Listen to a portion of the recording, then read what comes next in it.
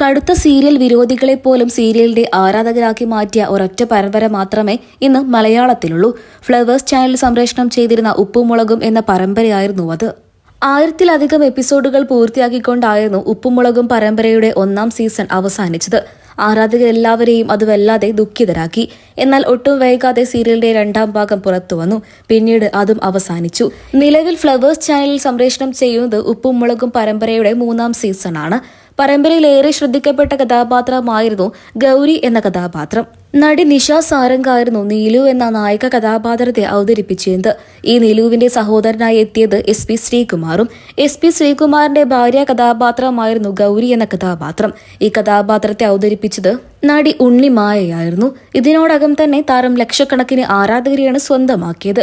Natural beauty എന്നും natural അഭിനേത്രി എന്നുമാണ് ആരാധകർ ഉണ്ണിമായയെ വിശേഷിപ്പിക്കാറുള്ളതും. ഇപ്പോൾ ഇതാ താരം തന്റെ വ്യക്തിജീവിതത്തെക്കുറിച്ച് തുറന്ന് സംസാരിച്ചിരിക്കുകയാണ്. ഗൗരിയുടെ വാക്കുകൾ ഇങ്ങനെയായിരുന്നു: ഞാൻ ജനിച്ചതും വളർന്നതും പഠിച്ചതുമെല്ലാം തിരുവനന്തപുരത്തായിരുന്നു.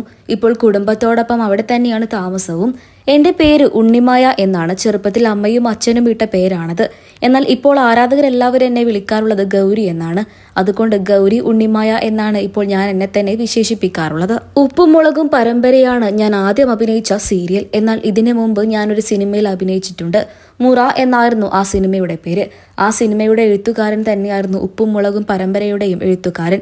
അങ്ങനെയാണ് ഇതിലേക്ക് അവസരം ലഭിച്ചത്. ഒരു കമ്പനിയിൽ ജോലിയും ഉണ്ടായിരുന്നു.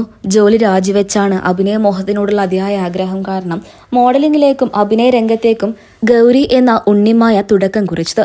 ഇന്ന് ലക്ഷക്കണക്കിന് ആരാധകരാണ് ഗൗരിക്കുള്ളത്. നിങ്ങൾക്ക് ഈ ഗൗരിയെ ഇഷ്ടമാണോ? വിലയേറിയ അഭിപ്രായങ്ങൾ കമന്റ് ബോക്സിലൂടെ പറയാൻ മറക്കരുത്.